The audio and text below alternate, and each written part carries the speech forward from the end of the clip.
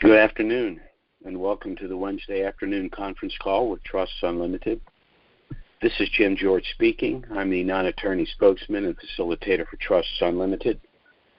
I'd like to thank all of you for taking the time to listen to this call, particularly those of you calling in for the first time and those that will be listening to the replay over the next 24 to 48 hours. I hope everyone had a great Thanksgiving. I know I did, along with my family, and it was a really great time. And now we're moving into the Christmas season and the new year, and things are happening. Certainly for those of us that are dinarians, it can't be denied that things are moving in the right direction. But let's go ahead and get started in today's call. Today is November 30th. We're almost into December. And by way of disclaimer, Trusts Unlimited is not the purveyor of the dinar and these other currencies. We're not advocating either the sale or purchase of these currencies, but as rather substantial currency holders ourselves, we are sharing with you the information we believe to be most relevant.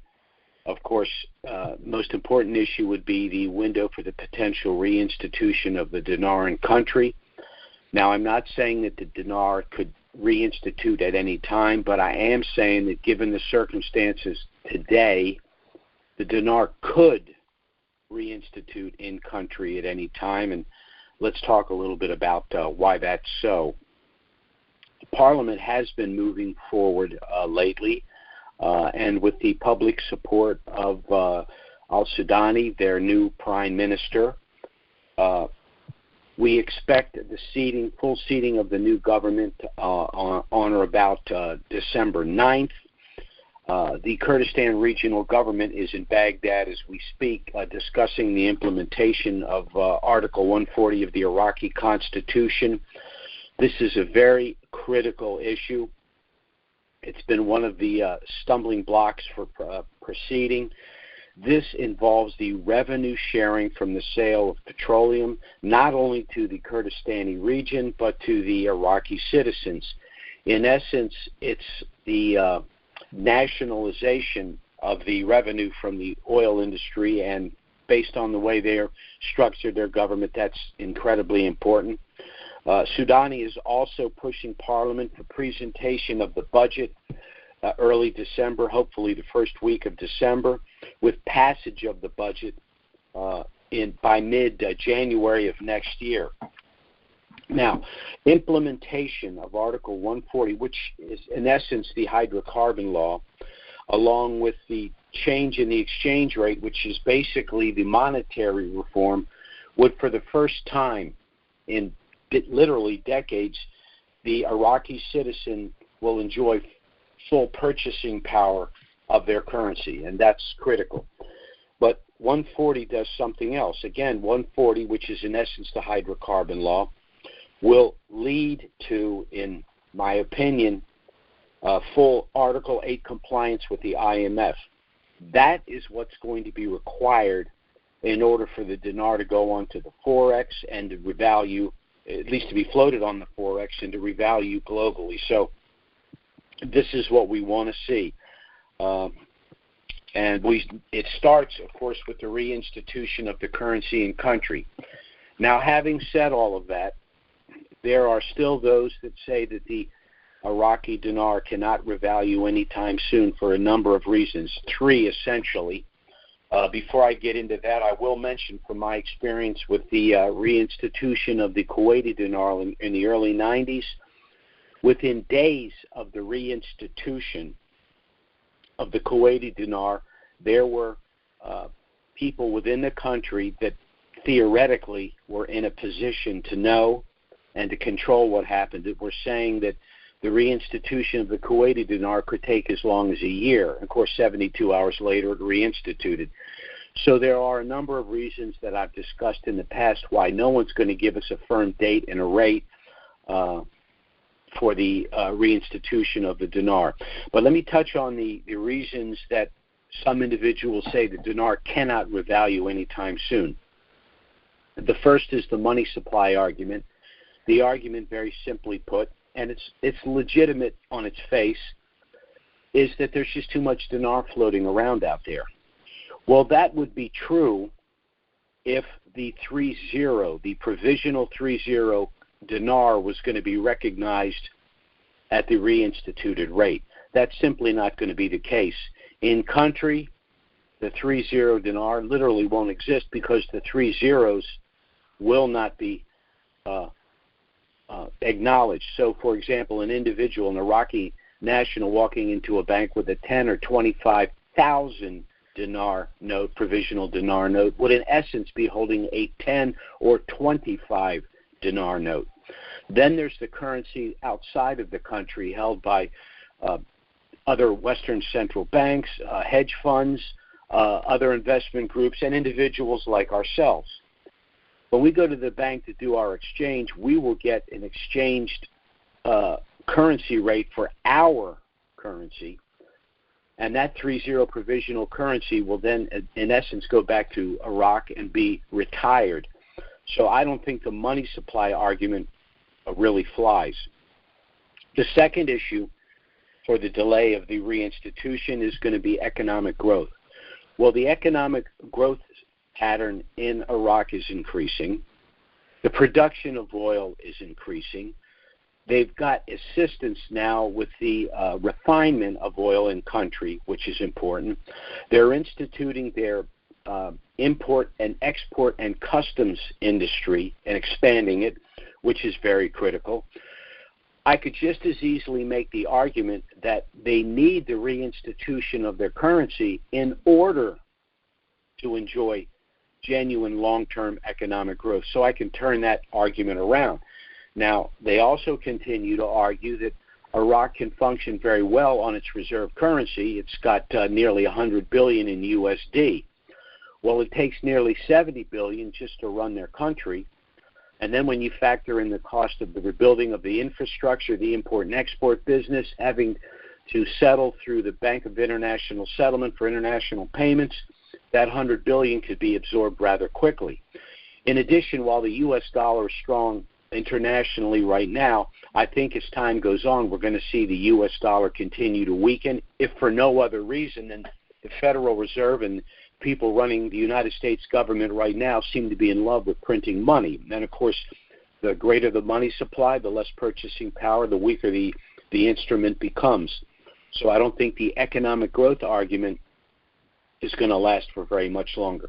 The last argument is the approximate 2.5 trillion dinar that were stolen and floating around out there. Well, to date, they have already collected an estimated 10 to 15% of that money, and they're stepping up efforts to collect the rest. The concern is that they don't want to reinstitute with all of that currency out there because individuals could exchange the currency for nefarious methods above and beyond simply the corruption of, wanting to, enrich themselves overnight, but the money could be used for drug, sex trafficking, terrorism, and all of the like. Well, one of the ways to deal with that is to have a very strict protocol for the exchange, meaning individuals that are attempting to exchange dinar would have to provide proof of legitimate purchase, chain of custody, all of the things that would make it extremely difficult from a money laundering standpoint. Remember that the Iraqi government's been working very hard on the issue of money laundering and all of this for a couple of years, so I don't think that the outstanding unaccounted for provisional dinar in and of itself is going to stop the reinstitution of the currency. Now we need to understand the exchange vis-a-vis passage of the budget. As I said earlier, Soudani wants to see presentation of the budget early in December, would like to see passage by mid-January of next year, and the issue becomes, well, how can we pass a budget if we don't have a change in the exchange rate? Well, obviously it's clearly preferable to change the exchange rate and have that incorporated in the budget upon passage, and we hope that that will happen. However, that's not an absolute requirement. If, for example, they were to pass the budget at the 1190 rate, the government could do a couple of things. It could just withhold payments for actually up to a couple of months in order to finally complete the change of the exchange rate. Or it could do the worst thing, which is to begin to make governmental payments at the 1190 rate, only to have to go through a complex a representation of the budget at a change rate. So the fact that the exchange rate is not released by the CBI before the release of the budget does not mean that the change in the exchange rate is not imminent. Now, of course, the worst case scenario would be passage of the budget, the government beginning to make payments at the 1190 rate, and then for the CBI and the Parliament to embrace the change in the exchange rate. That would be the long way around the barn. But let's face it, when it comes to complicating the matter, Iraq is extremely talented at finding the most difficult way to do things. Remember, they not only have a parliamentary system, they have, in my opinion, a very complex system with a number of parties. Then you lay on top of that the tribal and sectarian issues that are involved. There doesn't seem to be any straight line from A to B the way they do business. So while ordinarily, in conclusion, while ordinarily a change in the exchange rate should occur before passage of the budget, that doesn't necessarily have to happen. It could happen the other way around. Now, before I get into the program we've put in place to assist you, and for the last actually over 10 years, we've been working with Dinarians with our turnkey program, the fulcrum of which has been our package, a family package of asset protection trusts. I want to talk to you a little bit about a few other things that are going on.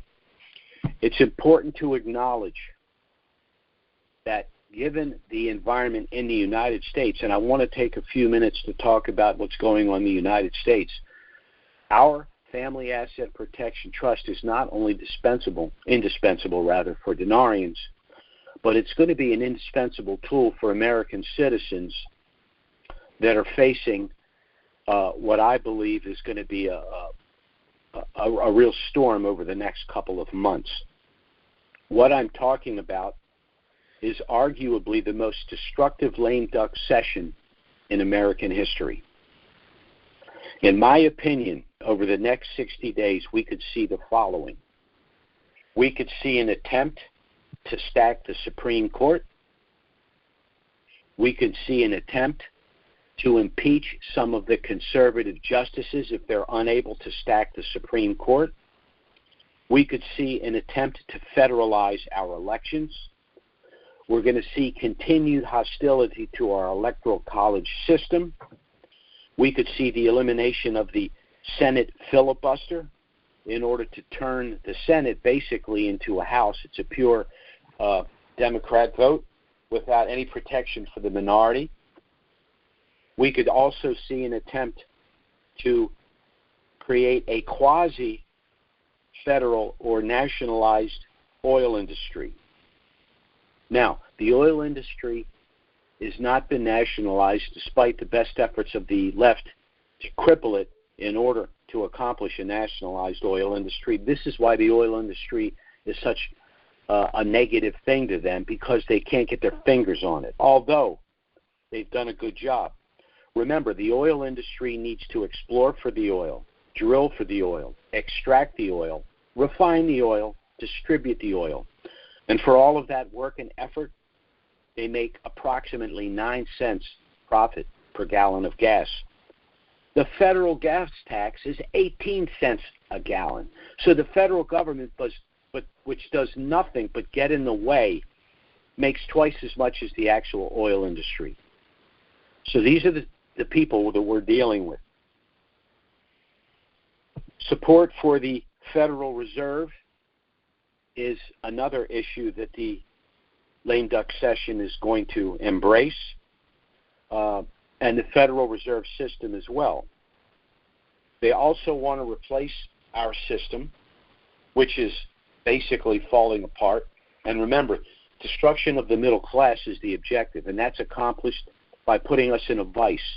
between inflation and taxation. So we're looking at the 87,000 additional IRS agents that are coming after us and the creation of a high surveillance state. Now, theoretically, and the government, and they've been caught lying about this, has not been surveilling American citizens. But I know for a fact that that's not the case, as many of us who pay attention do. But there's another way that they can surveil us, and that is through the creation of the central bank digital currency. Executive Order 14067 in March of 2022 established the glide path for the creation of a central bank digital currency. I think I could argue that it's not constitutional, but we'll have to see. But these are the problems that we're going to face, and I'm going to discuss with you why our Family Asset Protection Trust package is not only, again, indispensable for those of you that have currencies and want to protect your wealth, but given the current climate in the United States, it's an indispensable tool for anyone that wants to protect their privacy and their wealth from the taxation and the surveillance intrusion of the federal government. We accomplish this in two ways. Our trust protects your Fourth Amendment right to privacy, and pursuant to Article 1, Section 10 of the Constitution, you are exercising your right as a citizen of the United States to contract, and your Family Asset Protection Trust contract is a contract that you can establish in order to protect yourself. Ordinarily, in past times, protected you from civil litigation and things of that nature, but unfortunately, now it's a necessity to protect yourself from government intrusion and the control that they are going to create with their digital currency. Because remember, with the digital currency, you are not in possession of your currency. The federal government is. And because they are in actual possession of your currency, they can control what you do, how you spend your money. For example, there are only two things you can do with a digital currency. You can either leave it in the federal government wallet, or you can exchange it for a good or service. But if it's in the federal government wallet, they can define what's a legitimate purchase of a good or a service. The climate issue is, by the way, I left that out of my long list of issues, but they're looking seriously at a climate tax. So they could limit your use to use your own money because you've exceeded whatever system they have created for you. So these are all of the issues that, unfortunately, it's a little gray right now. That's why I've given you a list of the things I believe they're going to attempt. Are they going to be successful at all of it? Doubtful. Are they going to be successful for a lot of it? Unfortunately, I think that might be the case. So that's where we find ourselves.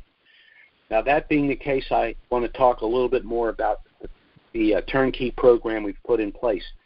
Again, this program was established over 10 years ago to assist dinarians. And one other thing I'd like to mention about the reinstitution of the dinar, having related all this information to you, in my view, the bottom line is this: the momentum for the monetary reform, which means the reinstitution of the Iraqi dinar, is undeniable. We are moving in that direction despite the best efforts of some individuals for their own personal and political reasons are trying to stop this. And again, for the reasons I've discussed here, as an American citizen, it's critical at this point in history that you exercise your Fourth Amendment right to privacy and your constitutional right to contract, which is what a trust is. It's a contract.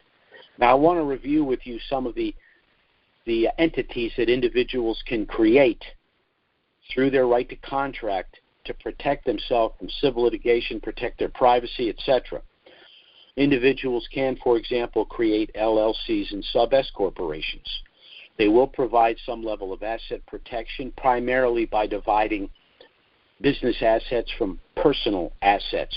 Now, where the currencies are concerned, this is a personal asset. So the LLC and the sub-S corporation aren't really going to work for you in that narrow context.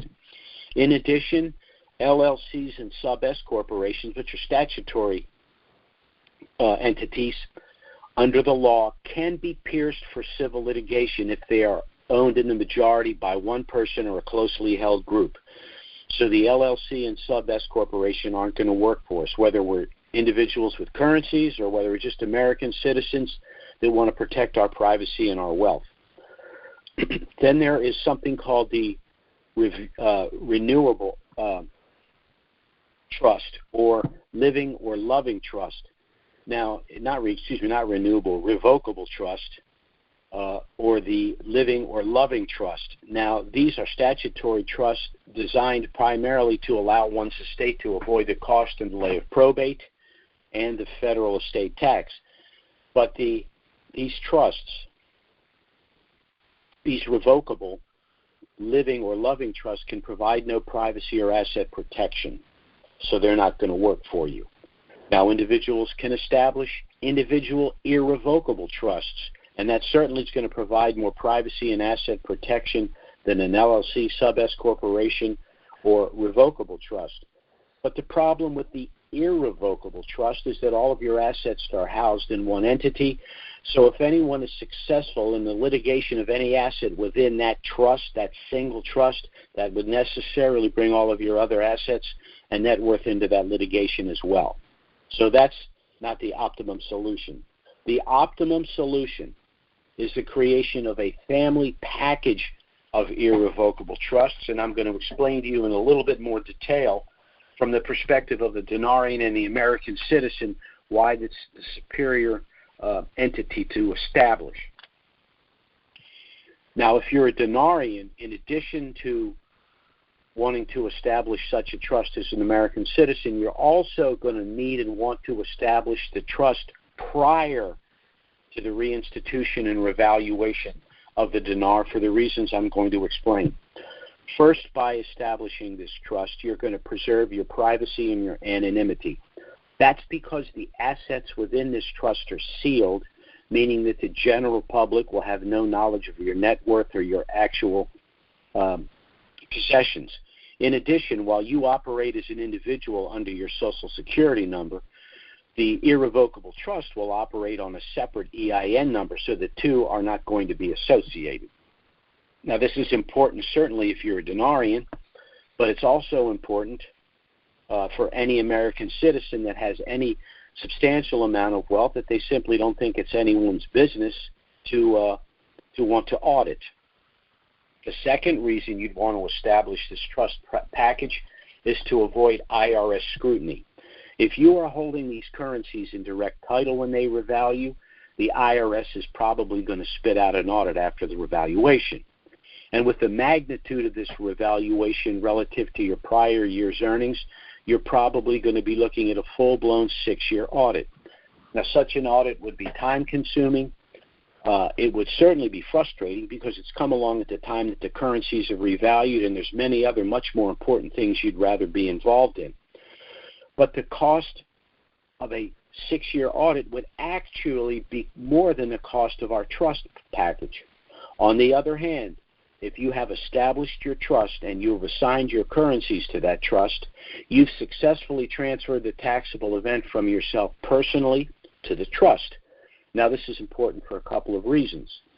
First, we know there's less than a 15% chance of an audit if this revaluation were to occur, or any substantial amount of wealth being realized by a trust were to occur within a sophisticated trust package such as ours, simply because the IRS is loath to go after sophisticated trusts who, in their opinion, are monitored by very competent legal representation. But second, and most importantly, even if the IRS determines to audit your trust, they can't do a 6-year audit because the only taxable event within the trust will be the revaluation itself. The third reason you'd want to establish this trust package if you plan on gifting currencies to family and friends. Now, philanthropic gifting can always be done on a tax-preferred basis, either pre- or post-RV. But in order to avoid a substantial 40% federal gift tax, you're going to need to give currencies prior to their revaluation. Now, you can gift outside of a trust with a simple gift letter, or you can simply give the currencies to the individuals through the gift letter and let them exchange the currencies for themselves. But in a situation where, for some reason, you're hesitant to give these individuals the post-RV lump sum, you can gift to them through a specially designed gift subtrust, which is part of our package. And by gifting through this subtrust, you will not only avoid the 40% federal gift tax, but you will be able to manage, invest, and distribute the money to these individuals as you wish.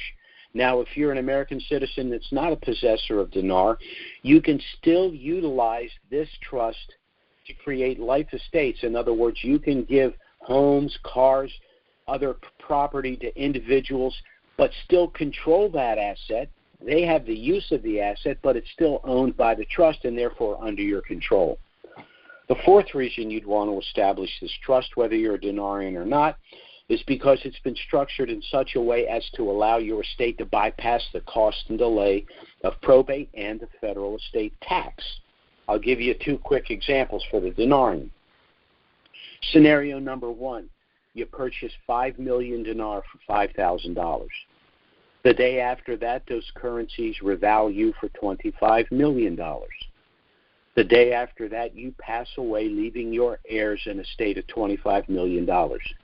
Now that estate must go through probate, a process that ordinarily can take anywhere from 6 to 18 months. But remember, probate is a public disclosure process, meaning that the general public will be aware of the size of your estate, who your heirs are, and how much they each stand to inherit. So if anyone feels they have a legitimate claim against you, your estate, or your heirs, they can simply file that claim with a probate court. And that could tie your estate up for years, and in some cases even decades. And your heirs will have either limited access or no access at all to their respective inheritance until the probate process is completed. Then there's something called the federal estate tax. This is the tax that the federal government would assess in order for that estate to be transferred to your heirs. Under current law, approximately $10 million of that $25 million estate would bypass any federal estate tax, but the balance could be taxed as much as 65%. Now, this scenario is not only unacceptable, it's completely and totally avoidable, whether you're a dinarian or not. Scenario number two, you purchase 5 million dinar for $5,000. The day after that, you assign those currencies on paper to our Family Asset Protection Trust package. The day after that, those currencies revalue for $25 million. The day after that, you pass away, leaving your heirs that very same estate of $25 million, but this time protected in our Asset Protection Trust package. As a result, there will be no probate. There will be no public disclosure of your estate.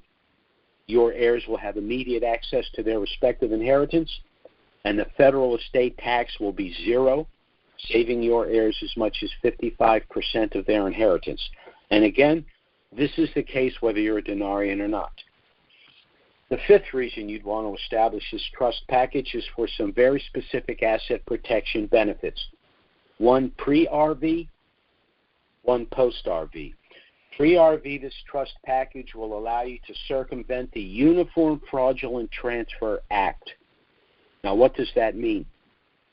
Under our system of civil procedure, you can only be sued for what you actually own in direct title or the value of property at the time you transfer it out of title to an entity like our trust package. So let's take the previous example from before. You purchase 5 million dinar for $5,000. Transfer those currencies to our trust. They subsequently revalue for $25 million. You begin to live a lifestyle more reflective of your newfound wealth, and a couple of years down the road, someone sees that you're living rather comfortably and decides for whatever reason that they're going to sue you. Well, this prospective plaintiff has a couple of problems. First, he or she better have a very strong case and very deep pockets, because this trust has been structured in such a way as to make it extremely expensive and extremely time-consuming to pursue civil litigation.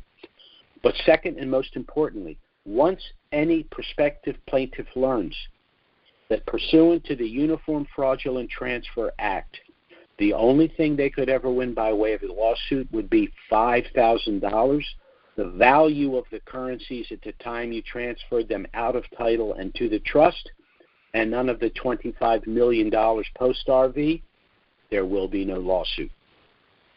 Post-RV, there's a benefit I like to refer to as limited liability stop-loss. This protects you from future bad acts after you've acquired this wealth. This protection is accomplished through a legal strategy referred to as segregation of assets.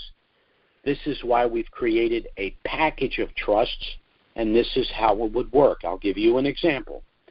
Let's say after the revaluation, you make some purchases. Again, you had $5,000 that you expended to purchase 5 million dinar. The currency is revalued for 25 million. Those currencies had been transferred to the trust, so post-RV, you're now sitting on a trust with $25 million in it. So you decide to make some purchases. You purchase a larger primary residence, a vacation home, perhaps a half a dozen rental properties for tax write-off and additional cash flow, a couple of cars, a boat, and let's say an RV.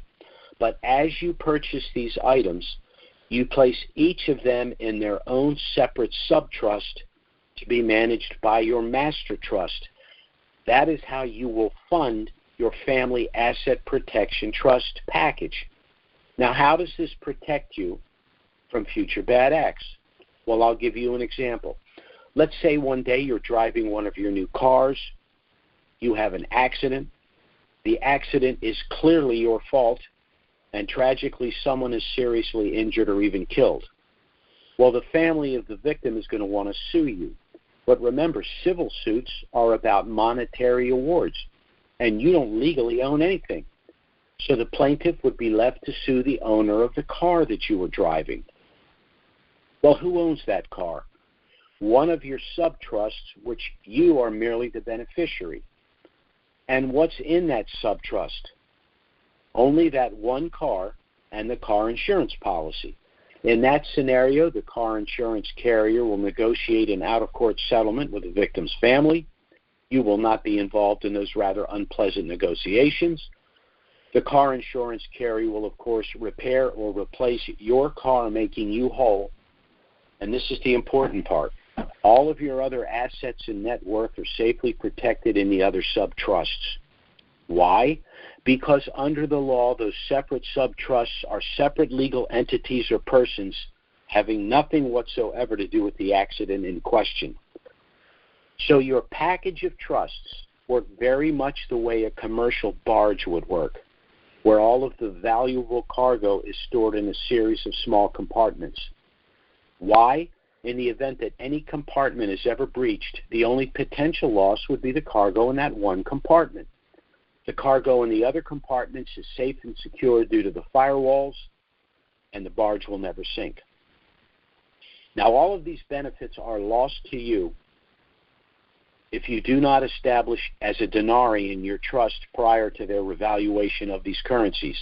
And all of these benefits are lost to you if you're an American citizen and you have not protected yourself from the high-tax, high-surveillance state that will be created before our very eyes over the next 60 days with this lame duck session of Congress. Now, there's an additional benefit in this. If you are the holder of one of our pre-RV asset protection trust packages, you will be eligible to participate in all the products, services, and professional referrals that will be made available to you after the revaluation of the dinar, and will also be made available to anyone that can access the DVD that we will produce to discuss all of these benefits. Now, present at that seminar will, of course, be the staff of Trust Unlimited to assist you with the management and funding of your trust packages. We will also have our tax specialists there as well. With this newfound wealth, you're going to want to take advantage of all of the more sophisticated tax strategies to help you legally protect your wealth from unnecessary taxation. We will also have our independent fee-based managers there as well. It's going to be important to reposition assets as quickly as possible.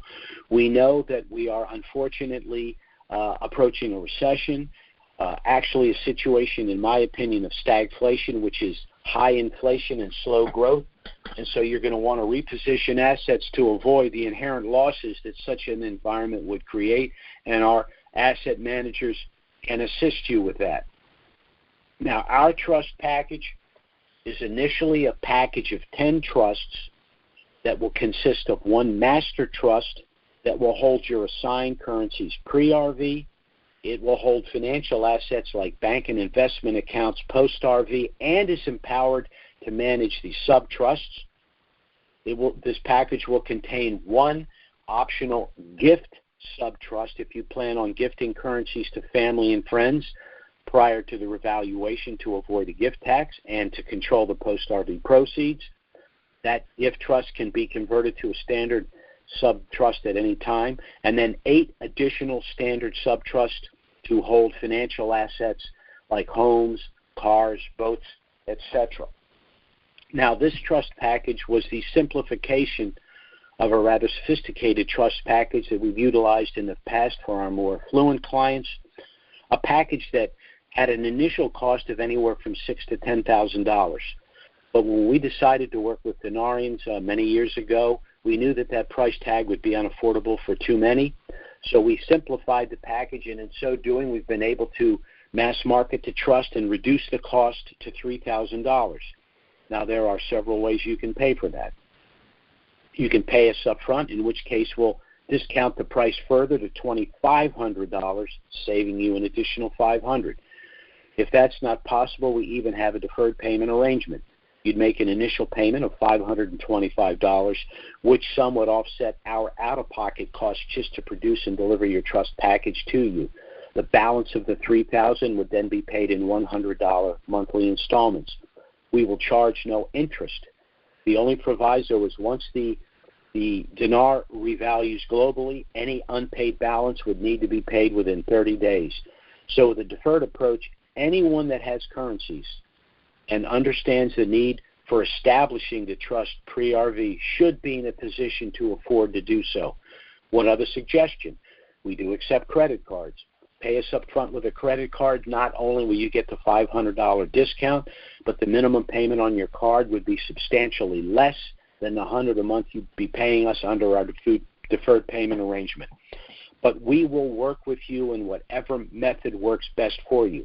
Our objective is to help you get your trust in force and your affairs in order for all of the reasons we've suggested here. Not only for those of you that are Dinarians, but for all American citizens that are basically fed up with the direction that this country's been going in the last couple of years.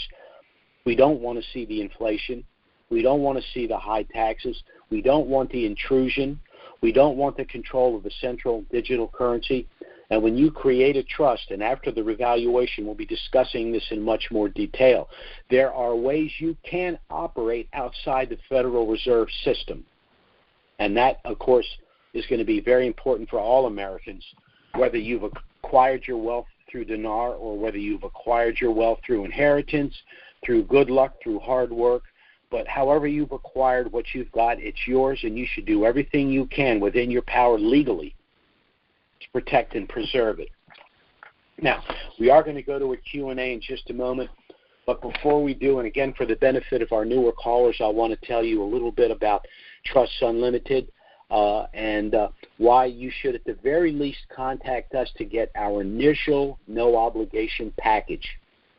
Now, that package contains everything you need if you make the decision to apply for a family asset protection trust, but you're under no obligation to do so. Now, this trust package was authored by our attorney, Robert Bly. He's been a practicing attorney for over 40 years, specializing in the areas of estate planning, asset protection, and offshore planning. I myself hold degrees in political science, macroeconomics, and finance. I've worked in these areas for over 38 years, and I, along with my clients, were personally involved in the reinstitution of the Kuwaiti dinar in the early 90s. So between the two of us, Robert Bly and I, have nearly 80 years' experience working precisely in these areas, and I frankly know of no firm that can make that claim. Now, under our system of civil procedure, you need to understand that it's when you hold assets in direct title that you can lose control of them. And if you've lived for any length of time, you've experienced in your own life situations where that control can be jeopardized. For example, things like unexpected divorce, permanent incapacitation, the onset of dementia, premature and complicated probate processes. Then there are, of course, investment losses, business losses, and even bankruptcies. The number one loss of wealth now, courtesy of the information age, at least in the aggregate, is identity theft. But the number one loss of personal wealth remains confiscation through civil litigation. Anything you own in direct title can be taken from you. So in point of fact, whether you're a denarian or not, and given the current economic and political situation in this country, the only way to manage, protect, and control everything at all times and in all circumstances is through the establishment of a package of family asset protection trusts, and particularly if you have any asset like the currencies, like the dinar, that you anticipate a substantial increase in value. And we at Trust Unlimited will do everything we can to help you accomplish your personal and financial objectives, both pre- and post-RV as we understand them. Thanks so much for listening to this call. Again, if the things we've discussed are of interest, I sincerely hope you will contact us to get our no-obligation package. I'm going to give you that information in just a moment. I'm going to go ahead and open the Q&A.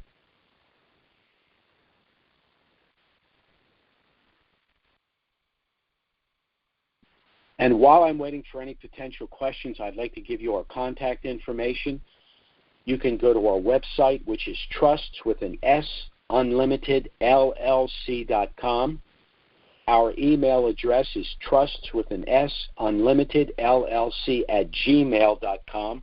And our phone service is 307-274-4122. If you contact us by phone or email to request our initial package, we will get it out to you immediately. Again, it contains everything you need if you wish to proceed, but I suggest you review the package. Again, contact us by phone or email if you have any questions. We'll be happy to assist you. There will be no consultation fee. Once we receive your application and your fee, if there's any issues at all, I will contact you immediately, resolve those issues. Everything will then go to our paralegals, and you should have your trust within 3 working days. And time might be short, so I strongly suggest you at the very least get our package. Now let's see if we have a few questions here. Let's see, our first question is area code. Let's see. Wow.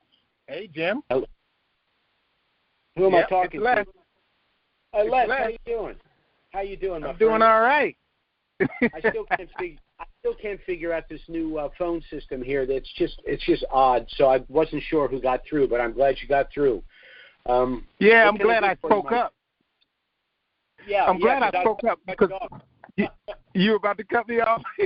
Well, they've changed this system. You know, I'm an analog guy in a digital world, and for some reason they keep squirreling with this thing, and I just I don't know what I'm doing. But I hear you. I didn't lose you. I hear you. Thanks. What can I do for you? Well, now that I've heard that Iraq is getting some of their money back that was stolen, coming back to the country. I don't know how many millions or trillions that supposedly they're getting back. But my afterthought regarding... the estimate is 2.5 trillion got stolen, and somewhere between 10 and 15% of that has been recovered. But of course, obviously, they're concerned about the exchange. But I do think that it's going to be very difficult. It's one thing to physically hold a currency. It's another thing to try to inject it into the system through the protocol of an exchange. So I think they're going to have a hard time exchanging the currency. Yeah. They can try to give it to different players, but then they have the chain of custody thing. I think it's going to be difficult for them. I'm not saying it's going to be impossible, but I think it's going to be very difficult for nefarious players to exchange the currency. Right, and I was thinking that my afterthought regarding it was that these people will not be doing the RV until they get their currency back. And now we got this news with the currency being returned, or at least that portion of it being returned. Almost sounds like they're going to wait for some more of it to get returned before they actually initiate this RV process. Well, this is one of the reasons why they say it can't happen now. But like I said, that argument assumes that they already don't have a system in place. As a matter of fact, they could actually be doing the reverse. They could actually institute the reinstitution of the currency to force these people. In other words, they could come along and say, look, if you don't exchange by a certain point in time, the currency's not valid in country, so it may actually flush the money out, and these people are going to have a hard time justifying their possession of the currency. So you think the currency may still be in country? Yeah, I think it could be in country. It could be out of the country. My point is they've got to do something with it. Right. So I think they're going to be looking for it. I'm not saying it's all in country, but I'm saying when they reinstitute, that's going to flush out where this money is, because these players are going to have to either move their money out of country, or they're going to have to move owners. They're going to have to play games with it, because they're going to try. It's one thing to launder money that is in the system. It's another thing you're holding a currency and you're trying to exchange it and place it in this. It's going to be a little bit more difficult to accomplish that. Correct. Okay, last thought. With the threat of the railroad shutting down and Congress and the president coming to put something together to prevent them from shutting down, that still doesn't satisfy the contract if Congress or the president does whatever they do to prevent them from striking. Striking is what it is, not a shutdown, but still a shutdown. So how would that affect our current stock market? What stocks do you know, or areas of investment do you know that would currently thrive in a recession? Non-cyclicals, things that, for example, the oil industry, invest in intangibles. One thing I've suggested for people that they don't play the market, they don't do all of that, but they'll use mutual funds, because in essence those portfolios are managed independently by the managers within the funds.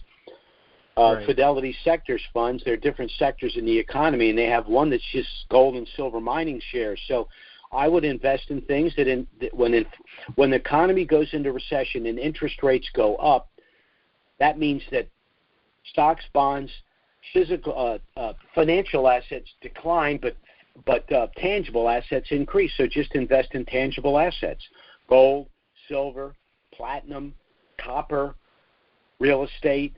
Real estate investment trust is another way to go. So just transition into physical assets. Not only that, if we do go to a full-blown digital currency, then you definitely don't want your principal in the bank. You can't avoid a digital currency when you have dividends and interest. That you need to flush through the system, unfortunately. But the principal should be in tangible assets and out of the control of the central bank digital currency. Right. Okay. Well, I'll keep that in mind. Say hi to the professor, and thanks for taking my call. Good hearing from you. Yes, sir. Take care. You. Our next call here is area code 727. That's 727. Go ahead. Thank you. We are a small family and do have some dinar. It's my understanding that the trustees in a trust, there must be two trustees. Is this correct? No, it's not correct.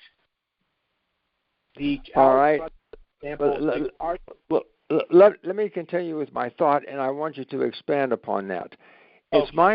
It's my understanding that a irrevocable trust must have a couple of trustees, because I've turned everything over to the trust, and that the trustees cannot be beneficiaries. So my dilemma is, who would I assign being able to, say, write a check for me if it cannot be a beneficiary, which would be my son or my granddaughter or my wife? Okay. All right. Okay.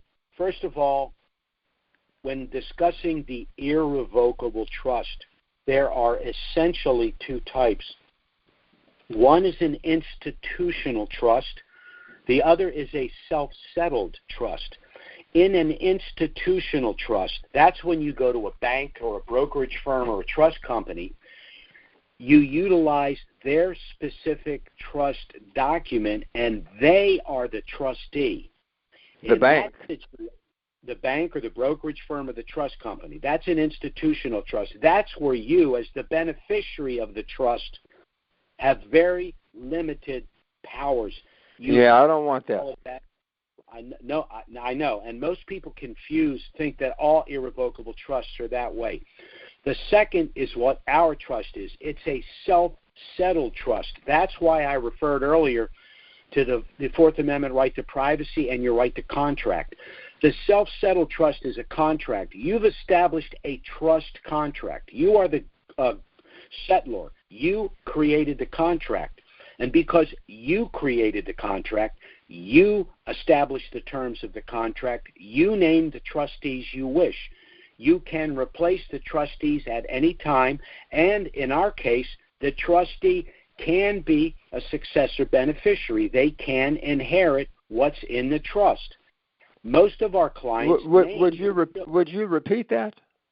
The beneficiary can inherit what's in the trust, even if they are a trustee. Correct. Most of our clients name their children as trustee. Now, we want there to be two trustees, but the reason we don't name two trustees is because even though the trust document specifically says that neither the protector or only one trustee needs to be present for the exchange, the banks say, no, we want every fiduciary there. That means if you name two trustees and a protector, they all have to be present at the exchange. So what we've done is we have recommended that pre-RV people name just one active trustee, so you only have one trustee at the exchange, and then after the revaluation, we can add a second trustee if you wish, and we need to name the protector. In addition, with our trust, most of our clients have named their children as trustees because with our trust, they still can inherit. So they could be a beneficiary. Correct. Well, my trust, I happen to have one of my children is a trustee, and I have a lot of kids, but they're all beneficiaries, including the child that's a trustee. Can my wife be a beneficiary? Your wife can be a beneficiary, but your wife cannot be the trustee. You cannot name yourself or a spouse as trustee, but anyone else on the planet of age you can name as trustee. But I need one trustee, correct? Yes, sir. And it cannot be my wife. It cannot be you or your wife. It can be anyone else. And that trustee has to be present at the time of the exchange at the bank. Correct. So if the trustee does not live in the same state, then we've got a logistic problem, which is a problem. Well, but after the revaluation, I think if my trustee was in Texas, I'd send him a check for $2,500 and a first-class ticket to where I am for the exchange. For the exchange, I'm understanding I'm understanding it. Just asking the question. Certainly, yeah. I'm just saying that it would probably be better to have a trustee close by, but it's not absolutely necessary. Now, once systems have been set up, I'll give you an example. Let's say, just to keep it simple, after the revaluation, you have $10 million and you have $250,000 of that's liquid that you have in bank accounts or money market accounts at an investment, something like that. All you'd have to do is set up an arrangement where every month a flat dollar amount was transferred automatically from that account to your personal checking account. So at that point, you would operate as though you didn't even have a trust. You can write checks, use your ATM, got plenty of liquidity. Those are the issues that we will discuss post-RV. And can I, at my desire, change trustees at any point in time? Any time for any reason. Would you initiate again your phone call to obtain this package? You want to contact us? Yes. That's 307-274-4122. Our email is trusts with an S, unlimited, LLC @gmail.com. You can contact us by phone and or email. Just request a package. You'll have the full package within 24 hours. Thank you for your time and the answers. Yes, sir. Yes, sir. Take care. Okay, next caller is... is this Clay? Hello? Is this area code 415? Actually, no, Jim. This is area code 801. I was in the queue earlier, and it said ask your question, and then I think Sid, the first gentleman that spoke, came on the line. So I guess my fault. You're still trying to figure out your system. You're like me, Jim. I don't understand all this technology. It's so frustrating. And these smart little techie kids, they decide, they get funky with this stuff. And I'm old school, just A or B. Don't, Yeah, it pisses me off when I go to McDonald's and I got to go to a computer to order my food when there's a cash register and a teller right there to help me. So I never do. I stand there until eventually one of them comes over and says, "Sir, what would you like?" Well, I'm just going to digress here for a second. I came home yesterday and I was exasperated. My wife said, "What's the matter, Jim?" I went to get some peanuts. I got the wrong ones. They had salted peanuts, lightly salted peanuts, sea salted peanuts, no salt, pink salted peanuts, no salt. Just say salt or no salt. What? It's too complicated. I get it. I fully understand that, my friend. Listen, I had some points I wanted to make regarding your commentary today. All right. One is in regard to the reinstitution of the dinar. I've been in this for 17 years, and I've never seen them move as quickly as they've been moving, especially with this last month, the Sudanese government. They seem to be making a strong emphasis on the reforms, on getting these people in Iraq back on their feet. They're even talking about the electrical grid almost all the time now. But as you're fully aware, they need help from Western companies and the European countries to do those things.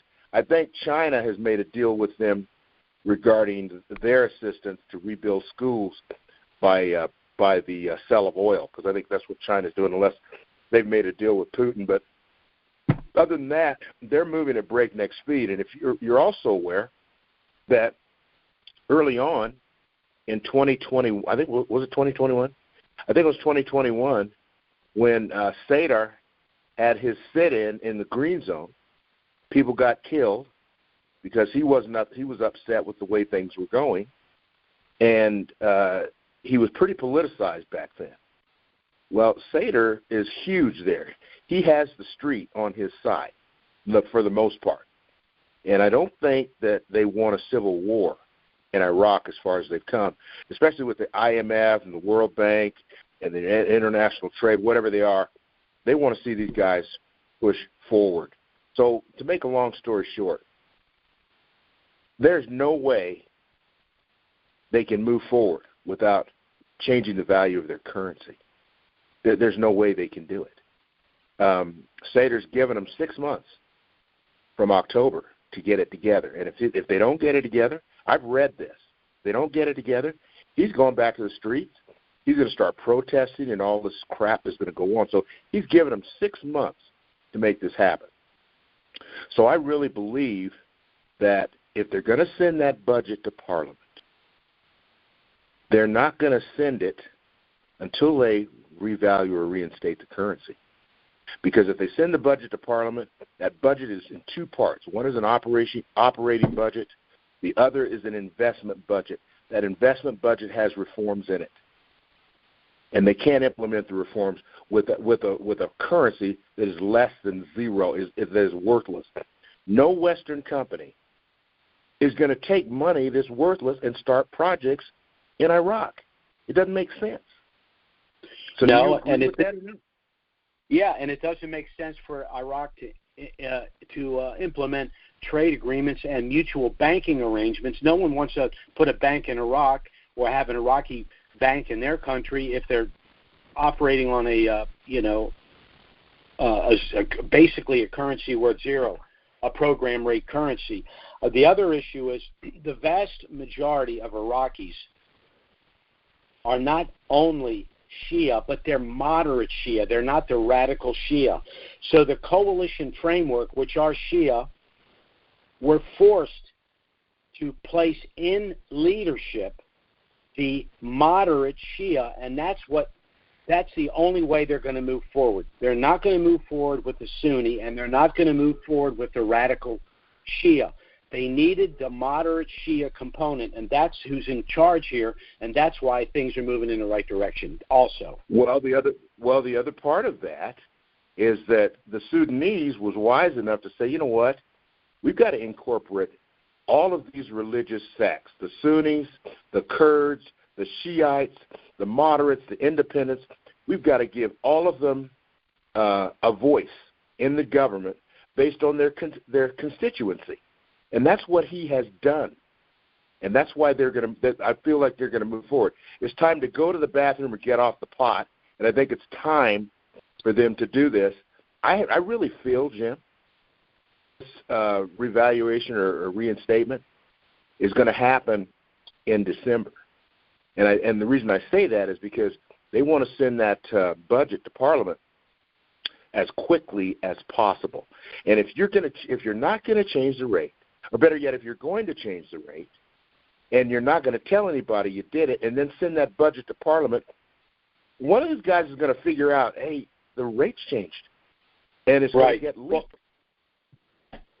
Oh, yeah, they just, my experience with the Kuwaiti situation, right up to the moment they did it, they said not happen and not happen and not happen. And so, I understand what they're doing. The other thing I'll mention is what Soudani has really done is he's neutralized Maliki. So that's important because that guy's a poison pill. And, so for all the reasons you've stated and that I've included, yeah, we're on a glide path. That's why I said the momentum is clearly to the reinstitution. Now, obviously, there's always going to be those people out there for whatever reason want to stop it. They're just buzzkills, and whether they're in your family, in your country, there's always someone that's the negativity. But I don't think they can stop it this time. I really don't. Well, those people that want to stop it have been laundering those funds for years. They're criminals. Yeah, and you made the point about the lost dollars, the stolen money. There's serial numbers on that money. So right. If it's ever presented, if you go in to do your exchange, Jim, dang right, they're going to look that money over with a fine-tooth comb first to make certain it's real and not counterfeit, and they're going to verify those serial numbers before they give you one dime. How long that's going to take, I don't know. So I think that's a non-issue. I wouldn't say it's a non-issue. I just don't think it's a deal breaker. Okay. All right. Well, that was my point. So I just wanted to know if you concur with that or not. But I don't really believe they're going to move forward without changing the rate. There's too many things at stake. Well, unfortunately, they have a propensity to complicate things, but hopefully that you're right. Hopefully they'll do everything in the correct order, put the horse before the cart, and get this done so we can all move on down the road. Absolutely. Thanks for your time, Jim. All right. Take care, Clay. Bye-bye. Next question. Let's see who's next on this. Is it 415? Area code 415? Yes, sir. Yes, sir. It's a black cowboy. How you doing, sir? Oh, how you doing? It's been a while. Yeah, awesome. Yeah, blessings and much homage. I'm chimed in, appreciative to hear Les, because he's been there about 10, 11, 12 years, I'm not sure.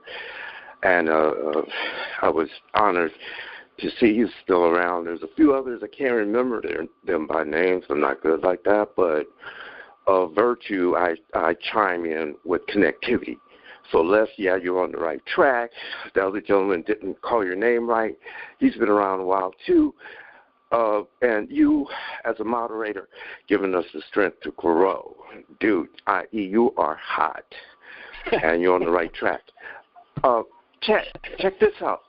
You, Les, all the rest of us, been around a while. Look at two things.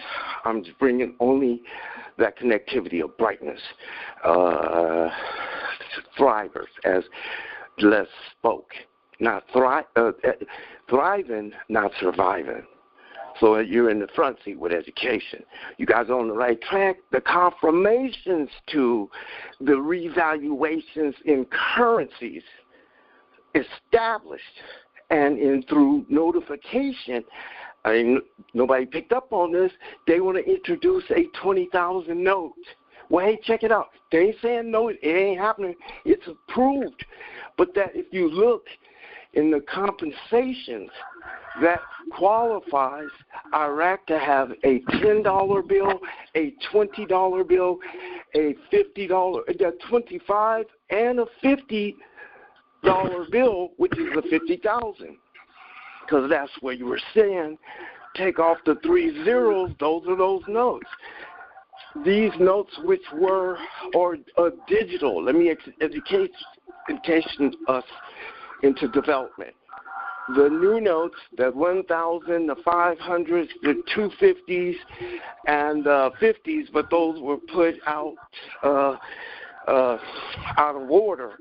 So they were rescinded. However, the value of the 50 notes is still good, but it's due, meaning you got to turn it in by the time of the end of the 25,000 notes, which I glean is somewhere approximately 6 months that they're giving us. The connections are AIIB, which was HSBC for us, to operate out of the MCA accountings. So if you have those digital or I-notes or E-notes, you could use those to directly open up an Iraqi account, Indonesian favors. Afghanistan has the EI accounts out, counting, meaning which is a currency. Iraq has it out. The domain for Iran is that entrance. With the MCA account, you don't have to turn it into American cash and be devalued and then go back and open an account. Those notes, which are guaranteed for 10 years, you can use those to open up and establish your MCA account, and it's free. All you got to get, come on, be realistic. You give up $28 to $32 to get one Iraqi dinar. But if you got that dinar, open up that account, and actually they owe you 32 American dollars for free. Look, Mom, no hands. I'm just gleaning. Well, let me jump in here real quickly and say there are a number of things that we are looking at post-RV.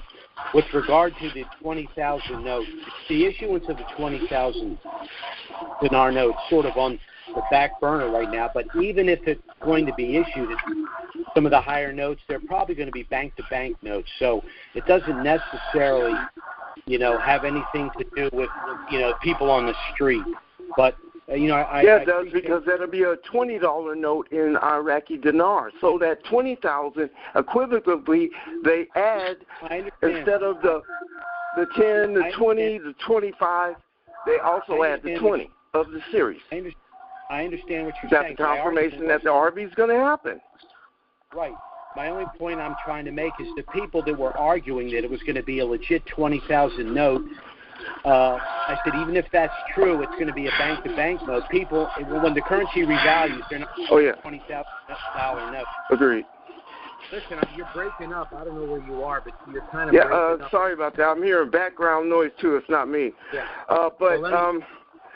I appreciate you. Put me on mute, and I would appreciate your comments. I appreciate being involved and hearing, and thank you. Sure. Take care now. Bye-bye. Our next caller is area code 810. That's 810. Thank you, Jim. This is Stan. Hey, I got a couple of questions. The first one is just a recorded call. The replay number. Do you have a replay number? What's the best way? Yeah. What you need to do to listen to replays, you just go to YouTube, and then you type in TrustsUnlimitedLLC.com, and then it'll pull up our calls, and you can select whatever date or dates you wish to listen to. Okay, that sounds good. And then the other thing too, did the price of the trust go up, or a little like this? No. Before it was, okay. No, as a matter of fact, every time the discussion about raising the cost, whatever the reason, I say I'm not doing it. We're staying at this price. If I'm involved, we're staying at this price. Okay. So there's no increase in cost. If you pay for the trust in full, was there a $500 saving? Yeah, if you pay it up front, yeah, you save $500. That's right. So was the price $2,500? Was the price $2,500? If you're interested in the trust package, just send me. I gave you the call number, or send an email. Just request the package. You're under no obligation, but you get everything you need if you wish to proceed. Okay, I get the package, but was the total cost $3,000 or was it $2,500? It's $3,000 if you do the deferred payment. It's $2,500 if you pay us up front. Okay. That's what I needed. All right, thank you, sir. Appreciate it. Yes. Okay. Bye-bye now. Okay, we have area code 509. That's 509. Go ahead. Good day, Jim. This is Art Taylor. I don't know if you remember me. I certainly do. I get your emails. Yeah, thank you. Good. I'm curious. You covered it before, but how will the QFS and the trust complement each other? Well, it's funny you mentioned QFS because I've been trying to investigate it, but I cannot get a clear answer about whether they have a approximate value of the dinar on QFS, a guesstimate of 485. I was trying to track that down today. I was unable to. I don't think it'll have any effect really with what we're doing.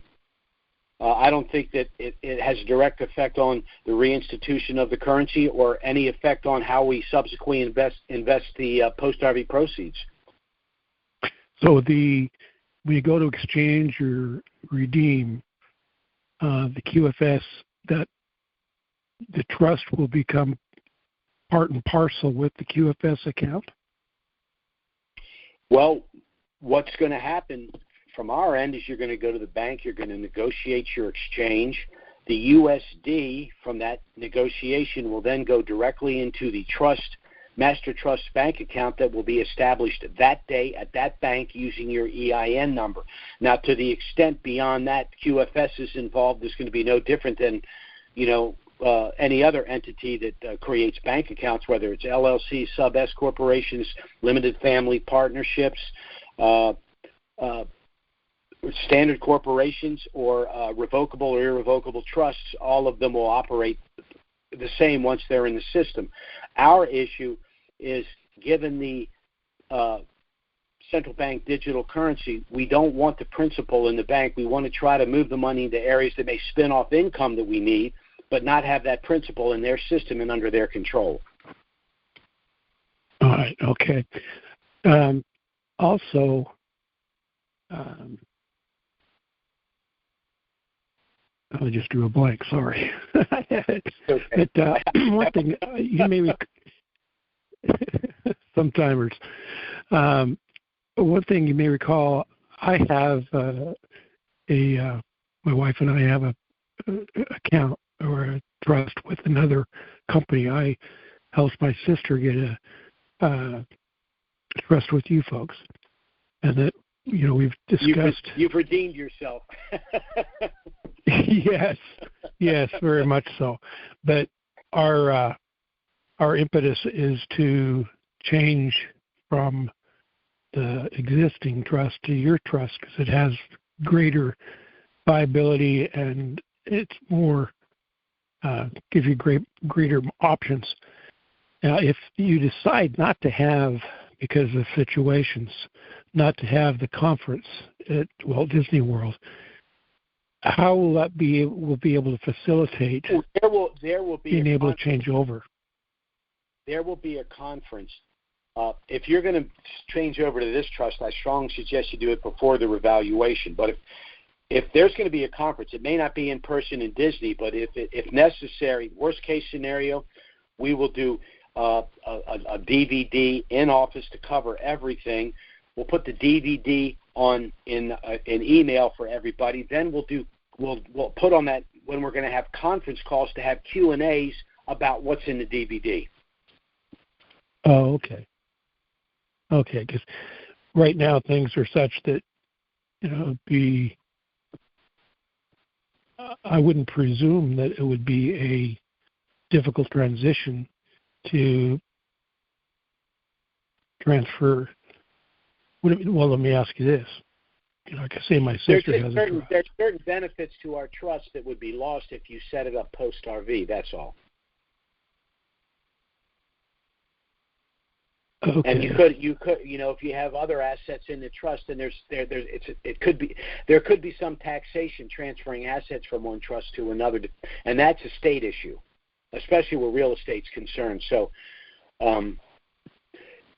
if I were you, if money's the issue, if it's one of the situations where you'll have more to work with post-RV, then just look to our deferred payment arrangement. It's $500 up front, $100 a month. So that to me would be preferable to then waiting after the RV and then the complication transferring everything to a wholly different entity. Okay. Let me ask you this: what it's a kind of an unfair question. Humor me. Would there be any? Because once we have the existing trust, transfer to the other trust, would it make sense to use the other trust for other you could other items or entities? Yes. I mean, you can create a trust and not even, all of our trusts that we've created, they're technically unfunded right now because the currencies in the trust, they're merely assigned to the trust waiting for the revaluation. So once you create a trust, let's say it's a car without an engine. It's in the garage. Anytime you want to put the engine in it and drive off, you can do it. Okay, that makes sense. Yeah, totally. All righty. Well, thank you very kindly, sir. I appreciate your guidance and look forward to this thing to get over and move on down the road. Absolutely. Nice talking with you. I enjoy your emails. Take care. Okay, bye-bye now. Okay, next question is 801. That's area code 810. I said 801, it's 810. Hi, Jim. Is this Daisy? No, this is Diane. Oh, sorry. Shucks. I'm a new caller. Okay. I have a question. Okay. I have a question. My question is this, because I was listening to you talking about transferring, putting your currency in the trust, and I just have a question. Not really sure, but do you have to put all your currency in there? What if you wanted to just maybe keep out a little bit to exchange, to have? All right. Now, the way currency is assigned to our trust is with an in-kind assignment form, which basically says any and all pre-valued currency in my possession or that I should subsequently acquire is hereby assigned to my trust. So let's say hypothetically you have 10 million dinar. You complete that form. You don't put amounts. You just put what currencies you have. For example, mine has dinar, dong, rupiah, and zim. It doesn't have amounts because I could purchase more. Now, let's say you've got 10 million dinar. You fill out the form, and the only thing the form says is you have dinar. You're going to the bank, and you decide for whatever reason that you only want to put 8 million in the trust and you want to put 2 million in a personal account. I don't know why anyone would want to do that, but let's assume that's the case. Yes, you would be able to do that because you haven't specified an amount on the assignment form. So you can put all of it or some of it in the trust, and whatever you want to do with the rest, you can do. Okay. Yeah, I was just wondering about that. If I wanted to keep out a note or something like that, and just you certainly could. I don't know why you would want to do that, but you certainly could. Okay. So basically, then, by me putting everything into the trust, like you were saying, that I would still be able to have access to it, but not actually. Go ahead. Yeah, you have, that says, control nothing. Control everything, own nothing. You technically don't own it. It's owned by the trust, but you have control of the trust. Okay. So, okay, one other thing I want to get clear on when you were talking about the having two, trustees, but only needing one in the very beginning, the initial beginning to go. So you said you could add another one afterwards at any time? We want to add a second trustee and a protector, but we don't want to do it pre-RV because the bank will require they all be present for the exchange. So we don't like having to do it this way, but as I say often, we have to deal with two groups here, the banks and the IRS, and they're both a pain in the behind. So we've had to sort of tweak what we're doing. So it's, people have a protector and two trustees in there in 3 different states. It gets crazy. So this way, just go in with one trustee. Then once you get your exchange done, you get your system in place, you're organized, then we'll go ahead and in an orderly fashion, add a second trustee if necessary and a protector. Okay. Well, thank you so much for the information. All right. Sure. Bye-bye. Take care now. Bye-bye. Okay, our next caller is area code 509. Oh, that's Art. He's back. Yes. Forgive me. I remembered what I tried to remember before. And I'm glad you say may not be right. Yeah, I'm on a time delay too sometimes. Right. The question I have is, you hear a lot of chatter, and from people that have been following and get down to the grits of it. They say that all the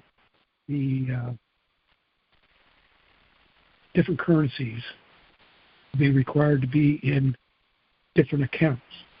I think that's ludicrous. Once it's converted, it's all in one package. Now, the only thing that's different is the calculation from exchanging from a given currency to the U.S. dollar might be different, but they're all going into one account. There's all kinds of misinformation. There's a lot of people, frankly, that are quote-unquote gurus that really, to be honest with you, don't know what the hell they're talking about. Exactly. It's unfortunate that that's the case. But, people need to stay in their lane. And no. Unfortunately, I'd love to be able to go to my local bank and do my exchange, but there are computer programs that are necessary to calculate the exchange, not only because it's complicated, because it's fluid. The exchange rate for the currencies is different. The exchange rates can fluctuate on an hour-to-hour basis. And, of course, if you're talking about 10 million dinar, one little tick up or down can be a lot of money. So, it's got to be done that way. But, no, it all goes into the same account.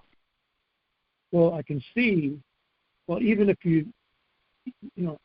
different currencies, it makes sense for me to have a compartmentalized list, if you will, on your own ledger to be able to know which one is which. You can do that very easily on an Excel spreadsheet.